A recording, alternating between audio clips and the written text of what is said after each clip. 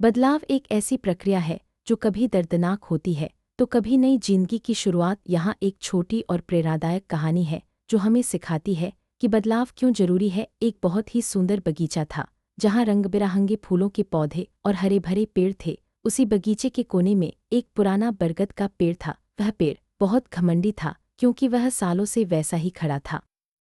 उसे अपनी मजबूती पर नाज था और वह बदलाव से नफरत करता था। एक बार बगीचे के माली ने वहाँ कुछ नए और आधुनिक किस्म के फूलों के बीज बोए। कुछ ही समय में वहाँ छोटे छोटे नन्हे पौधे उग आए। बरगद ने उनका मजाक उड़ाते हुए कहा, तुम लोग कितने कमजोर हो, जरा सी हवा चलती है और तुम झुक जाते हो। मुझे देखो, मैं सालों से अड़िग खड़ा हूँ।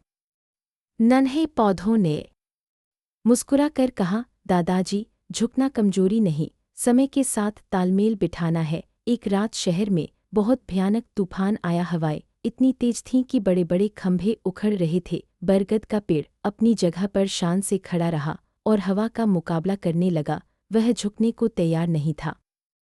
दूसरी तरफ छोटे पौधे हवा के रुख के साथ पूरी तरह झुक गए। वे बदलाव के साथ ढल गए।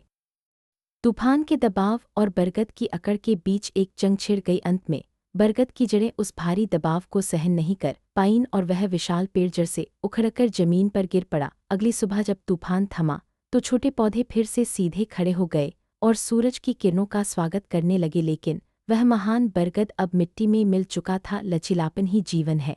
जो लोग समय और परिस्थिति के साथ खुद को बदलने अदाप्त के लिए तैयार रहते हैं वही मुश्किल समय में टिक पाते हैं। अहंकार पतन का कारण है। यह सोचना कि मैं जैसा हूँ वैसा ही रहूँगा प्रगति को रोक देता है। बदलाव कुदरत का नियम है। पुरानी सोच और आदतों को छोड़कर नई चीज़ों को अपनाना ही हमें विकास की ओर ले जाता है। अगर आप खुद को समय के साथ नहीं बदलते तो समय आपको पीछे छोड़ देगा। अगर आपको यह कहानी पसंद आई तो प्लीज़ लाइक, शेयर और सब्सक्राइब करें। Thank you.